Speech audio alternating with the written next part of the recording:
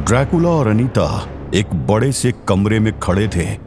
एक तरफ तो ड्रैकुला को समझ नहीं आ रहा था कि वो कहाँ है, और दूसरी ओर वो अपनी बढ़ती हुई भूख से परेशान हो रहा था। उधर दूसरी तरफ अनीता ध्यान से उस कमरे को देख रही थी। उसने आते समय बीच बीच में घोड़ा गाड़ी के बाहर जो कुछ भी दिखता था वो उसके आधार पर अंदाजा लगाने की कोशिश कर रही थी कि वो किस महारानी के महल में है। आखिर हम लोग हैं कहाँ? हमें यहाँ आए काफी देर हो चुकी है। We have to get out of here Anita. मेरी ब्लड लस्ट बहुत स्ट्रांग हो रही है। पर डे टाइम में तो तुम्हें। आई नो, लेकिन उस तिलिस्म में मेरी ब्लड लस्ट ना जाने कैसे पूरी तरह सप्रेस्ड थी, और शायद इसीलिए अब वो रिबाउंड होकर इतनी स्ट्रांगली वापस आ रही है कि दिन में भी मुझे भूख फील हो रही है। डोंट वरी व्लाद, हम यहाँ से निकल लेंगे। बस एक बार महारानी। अगले ही पल उस कमरे का बड़ा सा दरवाजा खुल गया और उसमें से एक महिला अंदर आई। राजसी कपड़े पहने हुए वो महिला किसी देवी से कम नहीं लग रही थी। उसके चेहरे पर एक अलग तरह का तेज था। उसकी आंखों में आत्मविश्वास और उसके माथे पर सजा तिलक उसके शौर्य की गाथा सुना रहा था। उसकी कमर में तलवार सजी हुई थी और उसकी चाल में एक अलग ही अंदाज था। प्रोफेसर व्लाद, अनीता, आप दोनों का झांसी के इस राजमहल में स्वागत है। झांसी? इसका मतलब आप? ड्रैकुला ने अनीता की तरफ देखा। उसकी जुबान लड़खड़ा रही थी और वो किसी छोटी बच्ची की तरह खुश हो रही थी। आप? मैं बता नहीं सकती कि मुझे कितनी खुशी हो रही है। अनीता, क्या चल रही है? Vlad, I mean professor, we are in company of royalty. और अगले ही पल अनीता एक घुटना जमीन पर टिकाकर बैठ गई। आपसे मिलना मेरे लिए एक सौभाग्य की बात है महारानी जी। बहुत सुना है मैंने आपके बारे में। ड्रैकुला अभी भी हैरान था। उसे कुछ भी समझ नहीं आ रहा था और उसकी इस कंफ्यूजन को महारानी ने तुरंत समझ लिया। लगता है प्रोफेसर व्लाद कुछ कंफ्यूज्ड हैं। Well, let me introduce my self officially. नहीं, मैं करवाती हूँ इंट्रोडक्शन। महारानी जी, ये है मेरे senior professor Vlad from Romania, and professor, she is the queen, Rani Lakshmibai of Jhansi. वो जिनकी तलवार से बिजलियां भी शर्मा जाए, जिनकी आंखों में अपने राज्य के लिए एक जुनून है और दिल में एक वॉरियर की स्पिरिट। अपने हस्बैंड राजा गंगाधर राव की डेथ के बाद इन्होंने ना सिर्फ झांसी की राजगद्दी को संभाला है, बल्कि लीडरशिप का एक नया स्टैंडर्ड सेट किया है। Professor, you have no idea, being a woman, इन्होंने अपने 4 साल के रूल में जो अचीव किया है उसकी चर्चा दूर दूर तक होती है। She is already an inspiration, specially for girls. महारानी ji, I am truly blessed. Anita बहुत इमोशनल हो गई थी, इसलिए रानी लक्ष्मीबाई ने आगे बढ़कर उसे गले लगा लिया। इंस्पिरेशनल तो तुम भी हो Anita, a woman explorer and a historian.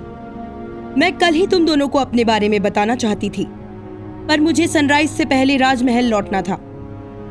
Anyway, I am really grateful to you both, specially professor. आपने कल मेरी जान बचाई है, इसलिए मैं चाहती हूँ कि आप दोनों कुछ दिन हमारे यहाँ रुकें। I am really thankful for this honour ma'am, but हमें एक्चुअली में वैसे ही काफी देर हो चुकी है। हम लोग जल्दी से जल्दी अपनी जर्नी पर आगे बढ़ना चाहते हैं। That temple, a hidden temple will not go anywhere professor, और मुझे लगता है कि आप दोनों को रेस्ट की भी जरूरत है। प्लस, जैसा कि मैंने नोटिस किया, आप दोनों बिल्कुल खाली हाथ हैं। अपने सफर के लिए आपको कुछ सप्लाईज और बाकी सामान की जरूरत भी होगी। आप कहें तो मैं वो अरेंज करवा सकती हूँ। It will be an honour. Dracula ने एक नजर अनीता की ओर देखा और वो समझ गई। महारानी जी, मैं बता नहीं सकती कि मेरा कितना मन है आपके साथ बैठने का, बट प्रोफेसर इज राइट, हमें अभी निकलना होगा। पर मैं प्रॉमिस करती हूँ, एक बार हमारा मिशन पूरा हो गया तो मैं आपसे जरूर मिलने आऊंगी। ठीक है, मैं समझती हूँ। आप दोनों को अपने सफर के लिए जिस किसी चीज की जरूरत है, आप नगर के बाजार से ले सकते हैं। मेरे 2 सैनिक आपके साथ जाएंगी, जो भी दाम होगा वो दे देंगी। थैंक यू महारानी जी, अब आज्ञा दीजिएगा। Yes ma'am, it was an honour meeting you. ईश्वर आपको सफलता देगा। और फिर रानी लक्ष्मीबाई से आज्ञा लेकर दोनों महल से बाहर निकलने के लिए चल पड़े। ड्रैकुला पहले से ज्यादा बेचैन दिख रहा था। हमें सनसेट से पहले ही इस नगर से निकलना होगा। पर फिर तुम फीड कैसे करोगे? आई एम श्योर सिटी के बाहर कहीं ना कहीं कुछ रोग एलिमेंट्स मिल जाएंगे। मैं किसी इनोसेंट का ब्लड नहीं पीना चाहता हूँ। I am. चलते चलते ड्रैकुला अचानक रुक गया। क्या हुआ? तुम रुक क्यों गए? चुप रहो। उसकी भूख ने दिन में ही उसकी पावर्स को जगाना शुरू कर दिया था। क्या हो रहा है व्लाद? प्लीज मुझे कुछ बताओ। अनीता, हमें रुकना होगा। क्या मतलब? हमें आज रात यही रुकना होगा। चलो मेरे साथ। कहाँ? रानी का इनविटेशन एक्सेप्ट करने। We have to stay here. पर अचानक क्यों? I will tell you everything, पर अभी लेट्स गो। न जाने ड्रैकुला ने ऐसा क्या सुन लिया था कि उसने उस रात झांसी में रुकने का डिसीजन लिया। पर जो कुछ भी था वो रात को सामने आने वाला था। मगर उधर ओमकार के सामने एक बहुत बड़ा राज खुलने वाला था, और वो भी अभी।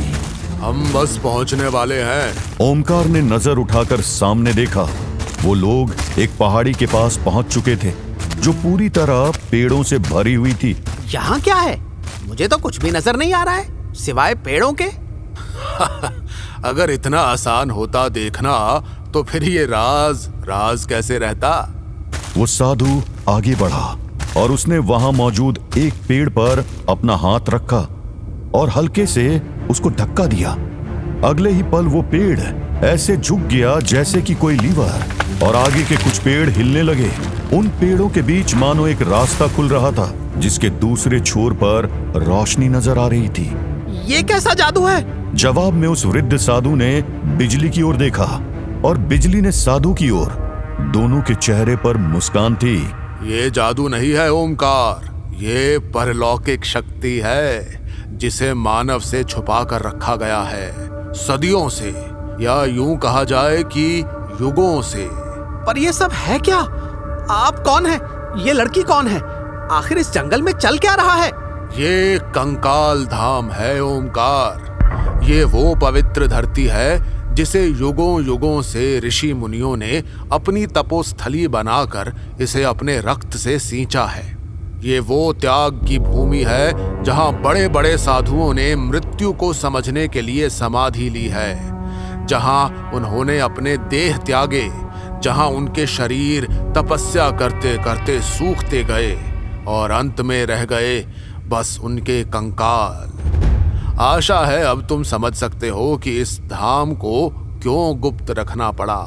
ओमकार को कुछ भी समझ नहीं आ रहा था। उसने ऐसी किसी जगह के बारे में आज तक नहीं सुना था, इसलिए उसे इस जगह का महत्व समझ नहीं आ रहा था। लगता है तुम अभी भी नहीं समझे ओमकार। इस जगह में वो शक्ति छुपी है जो अगर गलत हाथों में चली गई तो मानवता का अंत निश्चित है। कौन सी शक्ति? न जाने क्यों उस प्रश्न का उत्तर देते समय उस वृद्ध साधु की आंखों में नमी आ गई, पर फिर भी उसने अपनी आवाज की कंपन को कंट्रोल करते हुए बताया उस शक्ति का नाम, जो थी महर्षि जमदग्नि का सर। क्या? मैं कुछ समझा नहीं। लंबी कथा है, फिर कभी सुन लेना। अभी के लिए बस इतना जान लो कि इस स्थान पर महर्षि जमदग्नि का सर गिरा था और उसके कारण ये जगह अत्यंत सात्विक एवं परलौकिक शक्तियों का केंद्र बन गई। उसी कारण से आगे चलकर यहाँ बहुत से साधु, ऋषि मुनि इत्यादि आने लगे और साधना करने लगे। समय के साथ इस स्थान की शक्तियां बढ़ते बढ़ते इतनी अधिक हो गईं कि मानव जाति को सुरक्षित रखने के लिए इसे गुप्त करना पड़ा और इसकी सुरक्षा की जिम्मेदारी दी गई गोतांग आरण्य के एक वीर कबीले को। बिजली उस कबीले की मुखिया है और इस स्थान की रक्षा करती है। वैसे द्वापर युग के बाद से आज तक कभी यहाँ कोई इस धाम को ढूंढते हुए नहीं आया, किंतु इस बार मामला कुछ अलग है। बड़ी अनोखी जगह है। तो वो अंग्रेज इस जगह को ढूंढने आए हैं? हाँ, लेकिन प्रश्न ये नहीं है कि वो यहाँ क्यों आए हैं। प्रश्न तो ये है कि उनको इसके बारे में पता कैसे चला। क्या मतलब? जरा सोचो ओमकार, जिस रहस्य को युगों युगों से छुपा कर रखा गया है, अंग्रेजों को उसके बारे में कैसे पता चला? हो सकता है उन्हें कोई प्राचीन शिलालेख मिला हो या किसी ऐतिहासिक दस्तावेज में इसका जिक्र हो। ये संभव नहीं है। जब महर्षि व्यास और उनके पुत्र पुराणों की रचना कर रहे थे, तब जानबूझकर कंकाल धाम और उसकी पूरी कहानी को ना लिखने का फैसला किया गया। इस रहस्य के बारे में किसी मानव को पता होना संभव नहीं है, बिल्कुल भी नहीं। तो क्या आप वही कहना चाहते हैं जो मैं समझ रहा हूँ?